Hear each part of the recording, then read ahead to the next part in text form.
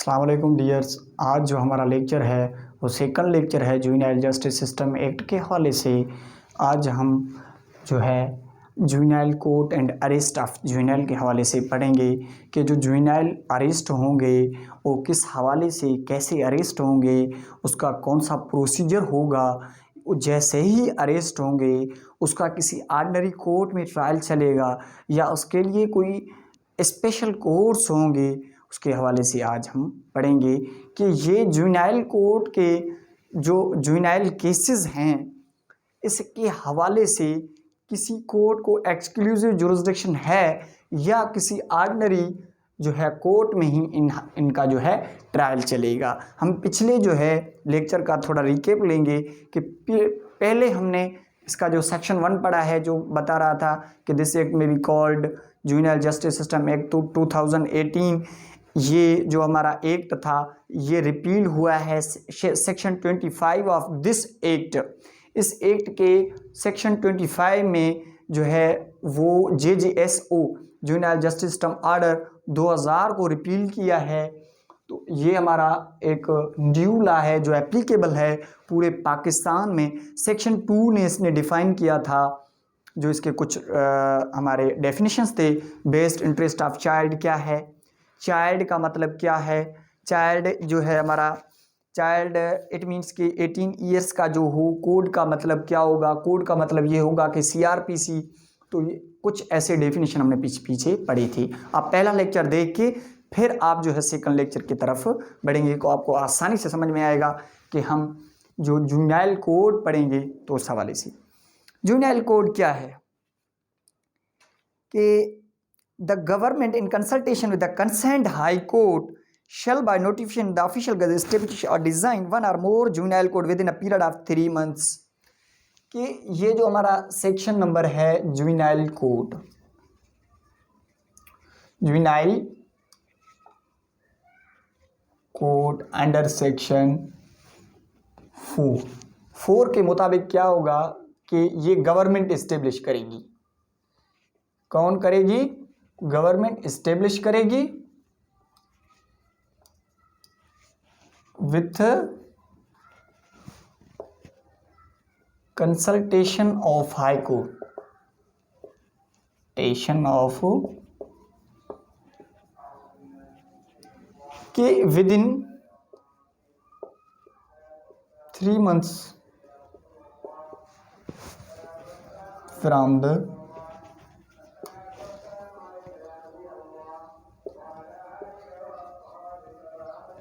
Commitment of this act.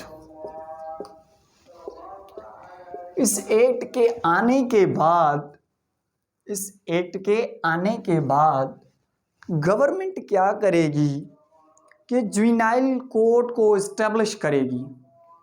क्या करेगी? जो जुवेनाइल कोर्ट हैं उसको इस्टेब्लिश करेगी with the consultation of high court. High court की कंसल्टेशन लाजमी है। वो कंसल्टेशन हाई कोर्ट से लेके विद इन 3 मंथ्स ये इस्टेब्लिश करेगा ये juvenile courts one or more juvenile courts के 1 और मोर जुवेनाइल कोर्ट्स, एक या एक से ज़्यादा जुवेनाइल कोर्ट्स इस्टेब्लिश किए जाएंगे with the consultation of high court under section 4 of this act. उसके साथ है कि इसकी क्लास 2 है जुवेनाइल कोर्ट में B establish for 1 or more sessions division. कि जो जुवेनाइल कोर्ट्स होंगे वो एक या एक से ज़्यादा, या जो है जुवेनाइल कोर्ट्स किसी एक सेशंस डिवीजन के लिए या किसी ज़्यादा सेशंस डिवीजन के लिए जुवेनाइल कोर्ट्स बनाए जाएंगे। इसको अच्छे तरीके से देखिए। A juvenile court may be established for 1 or more sessions division, कि ये सेशंस डिवीजन के लिए बनाया जाएगा। क्या? एक या एक से ज़्यादा सेशंस डिवीजन को मिला के कोई एक जुवेनाइल कोर्ट बनाया जा सकता है। सेशंस डिवीजन क्या है? सेशंस डिवीजन हमने सेक्शन 7 ऑफ द CRPC में पढ़ा था कि सेशंस डिवीजन बनाए जाते हैं कि कोर्ट को स्मूथली चलाया जाए, एडमिनिस्ट्रेटिव हवाले से वो कुछ चेंज है, मगर हर डिस्ट्रिक्ट में एक सेशंस डिवीज़न होता है या कुछ डिस्ट्रिक्ट्स मिलके एक सेशंस डिवीज़न बनाते हैं फॉर सेक ऑफ CRPC, उसको स्मूथली चलाने के लिए। तो ये कह रहा है कि इस्टेब्लिश किए जाएंगे in session that the case juvenile court में hold trial of case at place at the high court specify. Juvenile court वो ट्रायल करेगा, केसेस का क्या करेगा, ट्रायल करेगा। ये पॉइंट नंबर इसका 1 था, ये हमारा 2 में ये क्या कह रहा है कि जुवेनाइल कोर्ट में establish for 1 or more sessions division. Juvenile courts establish for 1 or more sessions division के लिए बनाया जाएगा and the case of juvenile court may be hold a trial of a case at such place at the high court में specify. Place where high court में specify, ये specify high court करेगा कि ये कहाँ बैठेंगे और किस जगह पे ये जो है ट्रायल को कंडक्ट करेंगे। सेक्शन वो जो हमारा क्लास 3 है, सेक्शन 4 का क्लास 3 क्वालिफिकेशन ऑफ द जजेस, क्वालिफिकेशन ऑफ द जजेस of juvenile courts. Juvenile courts के जो जजेस हैं उसकी क्वालिफिकेशन की बात कर रहा है कि वो कौन बंदा जुवेनाइल कोर्ट का जज बन सकता है, उसकी कौन सी क्वालिफिकेशन हो, वो बंदा किस क्वालिफिकेशन पे उतरे जो जुवेनाइल कोर्ट का जज बन सकता है। No person shall be appointed as a जज of juvenile court unless he is और हैज बीन सेशंस जज। ही इज और हैज बीन सेशंस जज।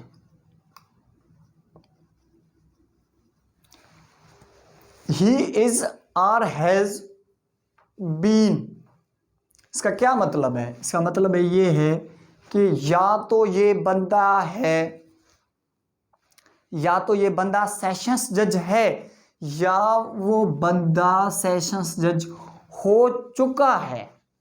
इसका यही मतलब है। हम इस बात पे ध्यान नहीं देते, हम इस चीज़ों को नहीं अच्छे तरीके से देखते कि ही इज और हैज बीन। हम समझते हैं कि वो बंदा जो सेशन जज है, वो बंदा सेशन जज है, मगर वो बंदा जो सेशन जज हो चुका है वो भी क्वालिफाई है। किसके लिए? जुवेनाइल कोर्ट के लिए, कि वो बंदा जो है या हो चुका है वो बंदा भी क्या है, क्या हो सकता है? जुवेनाइल कोर्ट का जज बन सकता है। और कौन है? एडीजे। सेम कंडीशन है, ही इज और हैज बीन एडीजे। एडिशनल जो हमारा है एडिशनल सेशंस जज क्या है? Additional ASJ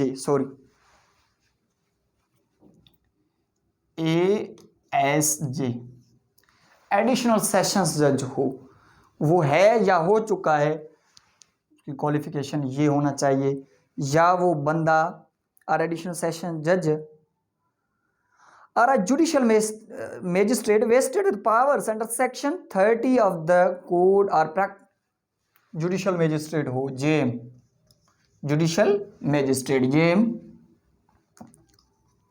wasted powers of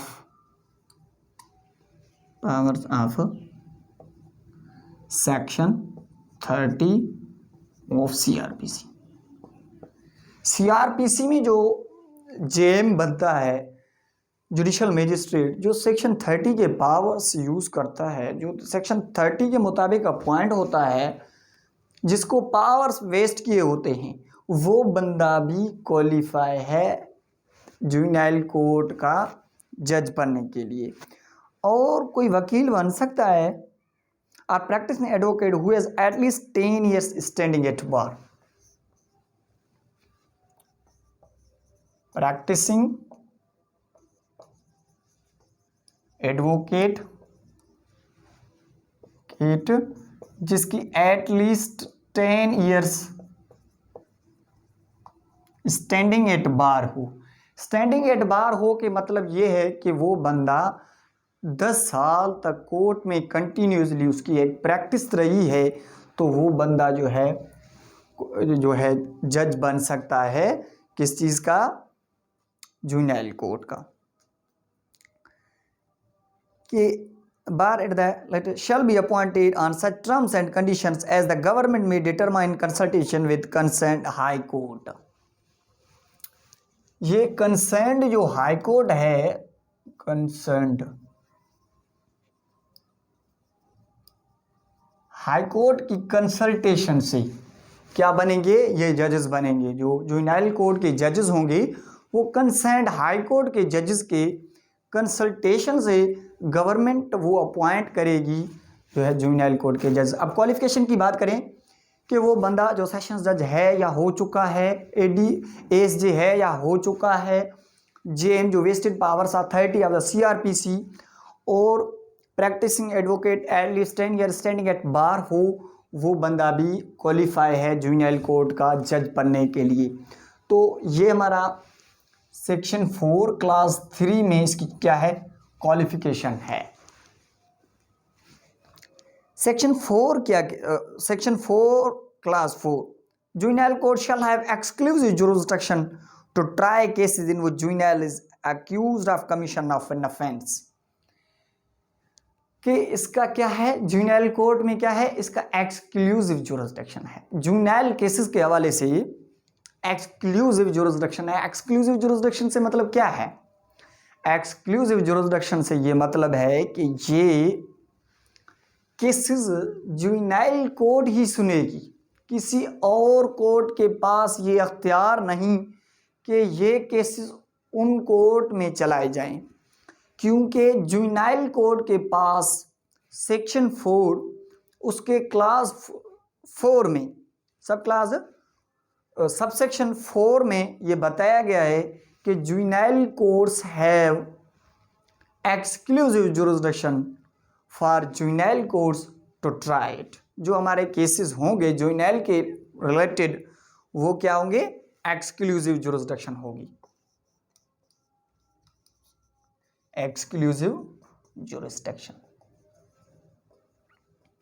कि ये cases at any level juvenile court में ही चलाए जाएंगे।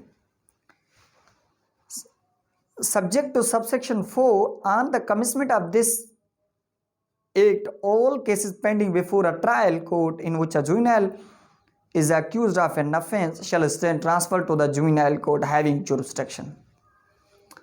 ये कह रहा है कि अगर ऐसा कोई मैटर है, ऐसा कोई केस है जहां ऑफेंस या जो अक्यूज्ड है कमीशन ऑफ ऑफेंस का वो जुवेनाइल है, अंडर 18 years वाला बंदा है, तो जैसे ही इस एक्ट के आने के बाद जैसे ही कोर्ट्स बने, जैसे ही जुवेनाइल कोर्ट बना, shall stand transfer to the juvenile court, कि वो कंसर्न्ड जुवेनाइल कोर्ट में जहां उसकी जुरिसडिक्शन बनेगी उसको वहां से ट्रांसफ़र की जाएंगी जुवेनाइल कोर्ट्स में। अगर कहीं और ट्रायल उसका चल भी रहा है उसके बावजूद वहां उनको नहीं ठहराया जाएगा, उन केसेस को वहां से ट्रांसफ़र करके उस कंसर्न्ड जहां उसकी जुरिसडिक्शन बनेगी उस कोर्ट में उसको ट्रांसफ़र कर दिए जाएंगे। इफ़ एनी कोर्ट टेक 6 है, the juvenile court shall not merely by the reason of change in its composition or transfer of a case under subsection 4 be bound to recall or rehear any witness who has given evidence at and act on the evidence already recorded।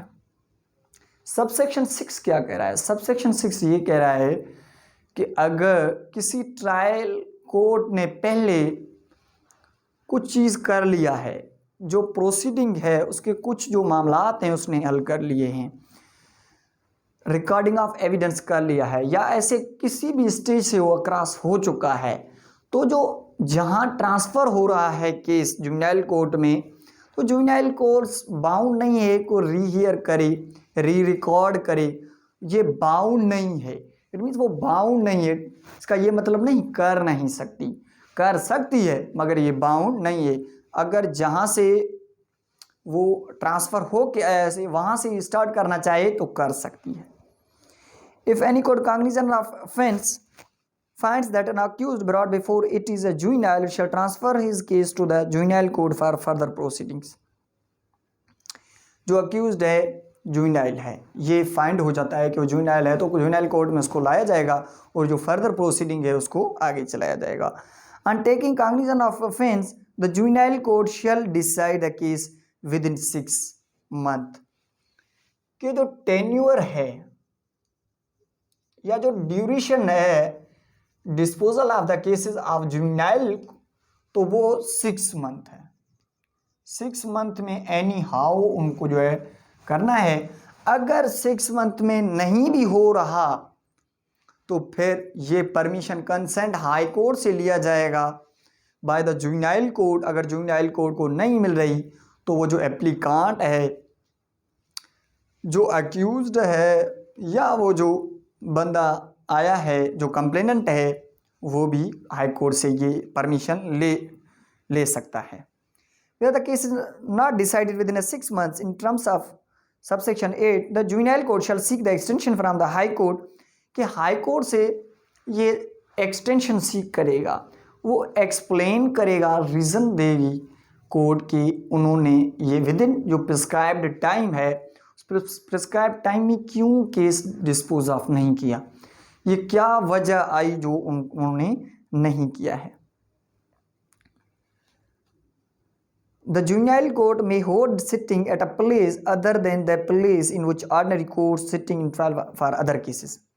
कि जो juvenile courts होंगे वो ordinary courses के जो ordinary courses में जो courts हैं वहाँ नहीं होंगे, ये वहाँ नहीं होंगे, ये किसी और जगह पे होंगे। ऑर्डिनरी कोर्सेज में जो कोर्ट्स हैं वहाँ नहीं होंगे। ये हमारा सेक्शन नंबर 4 था जो रिलेटेड था कोर्ट के हवाले से कि कोर्ट जो है कौन बनाएगा, कि फेडरल गवर्नमेंट जो है इस्टेब्लिश करेगी court with the consultation of high court, और जुवेनाइल कोर्ट किसी सेशंस डिवीजन के लिए किसी एक सेशंस डिवीजन या 2 सेशंस डिवीजन के लिए जुवेनाइल कोर्ट बनाया जाएगा। और वहाँ उन्होंने एक क्वालिफिकेशन भी बताई है कि सेशंस जो ASJ हो, JM हो, प्रैक्टिस एडवोकेट 10 years एटलीस्ट हो, वो बंदे क्वालिफाई हैं। और उसके साथ के ये जो जुवेनाइल मैटर्स हैं उनकी एक्सक्लूसिव जो जुरिसडिक्शन है वो हमारा है जुवेनाइल कोर्ट के पास, और 6 month में जो है ये ख़त्म करना है। ये था हमारा section number 4 related to the juvenile court. अभी देखेंगे कि अरेस्ट ऑफ जुवेनाइल। जैसे ही जुवेनाइल को अरेस्ट किया जाएगा कि किसी को इन्फॉर्म करना है नहीं करना है, फर्दर जो उसकी प्रोसीडिंग होगी वो किस हवाले से होगी, ये हमें सेक्शन नंबर 5 बताएगा। Arrest of juvenile.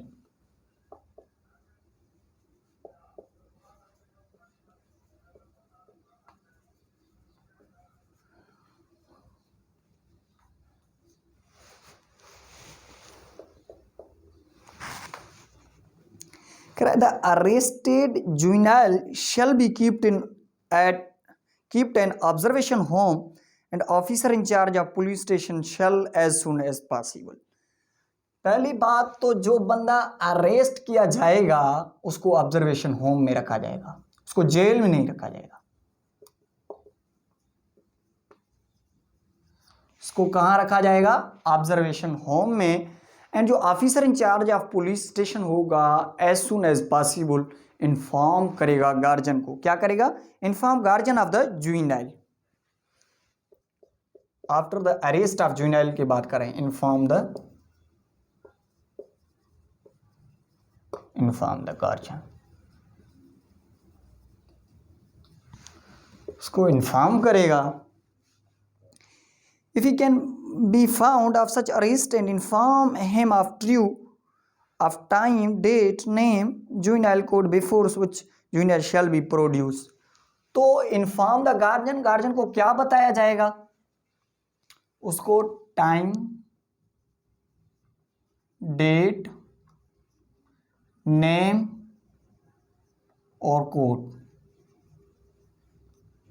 कब, कहाँ, किसको और किस डेट पे उस बंदे को कहाँ जो है लाया जाएगा, उस जुवेनाइल के जो गार्जियन है उसको बताया जाएगा कि इन्फॉर्म हिम द टाइम, उसको टाइम बताया जाएगा, डेट, उसको तारीख बताई जाएगी, name of the juvenile court, name of the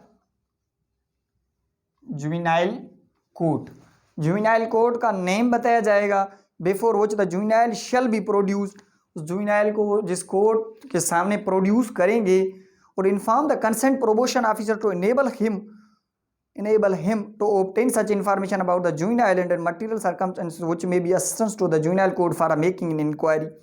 उसके साथ ये इन्फॉर्म करेंगे प्रोबेशन ऑफिसर को, inform the probation officer.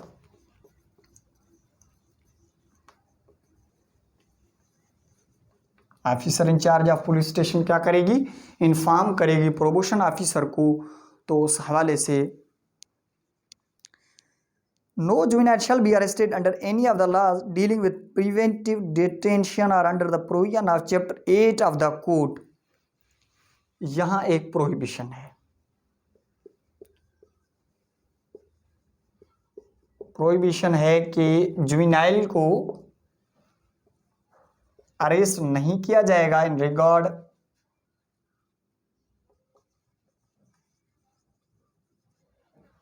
For preventive detention.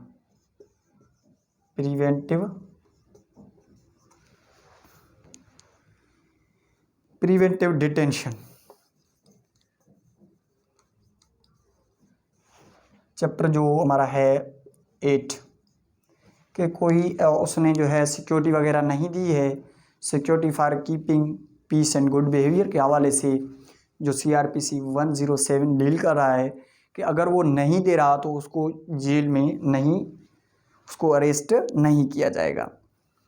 The report under section 173 of the code shall also describe the steps taken by the officer in charge for referring the matter to the juvenile justice committee for disposal of case through divert where it was so required under section 9। कि जो report होगी 173 का जो report होगा, 173 क्या है? ये है चालान। CRPC में जो चालान जमा किया जाता है by the police to the court, उसको कहते हैं, वो क्या है? चालान होता है जो 173 में। वो रिपोर्ट है, उस रिपोर्ट के हवाले से क्या करा है कि वो डिस्क्राइब करेगा स्टेप्स। कौन से स्टेप्स? कि referring the matter to the juvenile justice committee, कि उसने कितना कोशिश किया कि उसको रिफर किया जाए juvenile justice committee, juvenile justice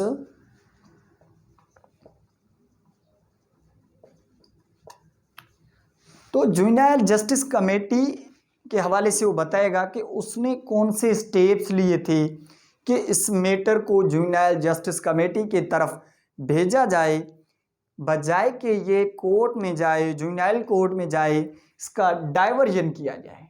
diversion it means कि ये डिस्प्यूट का कोई अल्टरनेटिव प्रोसीजर देखा जाए, अल्टरनेटिव कोई मेथड हो विदाउट जो है किसी फॉर्मल प्रोसीडिंग की तरफ जाने से बचने के लिए कि उसको अल्टरनेटिव कोई रास्ता दिखाया जाए कि आप इस हवाले से अपना मामला हल करें। जो हमारा जुवेनाइल जस्टिस कमेटी है, जुवेनाइल जस्टिस कमेटी, उसको रिफ़र किया जाए उन्होंने जो सेक्शन नंबर 10 में उसकी कंपोजिशन है JJC का, जुवेनाइल जस्टिस कमेटी का, ये हम जुवेनाइल जस्टिस कमेटी अगले लेक्चर में देखेंगे कि उसने वो कौन से स्टेप्स लिए। वो जो 173, इसका मतलब सिंपल अगर हम ले लें कि 173 का जो रिपोर्ट देगा वो ऑफिसर क्या करेगा कि वो स्टेप्स बताएगा कि उन्होंने कौन से स्टेप्स लिए हैं इस मैटर को रिफ़र करने के लिए, कहाँ, जुवेनाइल जस्टिस कमेटी की तरफ। कि जुवेनाइल जस्टिस सिस्टम कमेटी में क्या होता है कि विदाउट उसको किसी प्रोसीडिंग, फार्मल प्रोसीडिंग को के हवाले से उसको हल कर किए, उसको डाइवर्जन के हवाले से हल किया जाए। जो डाइवर्जन हमने कल पढ़ा था कि डाइवर्जन ये कि अल्टरनेटिव कोई प्रोसीजर देखा जाए, को कोर्ट में चैलेंज नहीं किया जाए, कोर्ट के प्रोसीडिंग को बचने के लिए विद इन अ मंथ जो मामला हल किया जाए, जो उधर टाइमिंग दी गई है किसको, जुवेनाइल जस्टिस कमेटी को। तो आज हमारा जो लेक्चर था वो सेक्शन 4 to 5 था। कल जो है हम इंशाल्लाह आपको जुवेनाइल जस्टिस कमेटी के हवाले से भी बताएंगे कि उसकी कंपोजिशन क्या है, उसके फंक्शंस क्या हैं, वो कौन बनाएगा, उसमें वो कौन लोग होंगे, वो किस हवाले से जो है इस मैटर को जो है सॉल्व करेंगे। आज के लिए इतना ही काफ़ी। Thank you.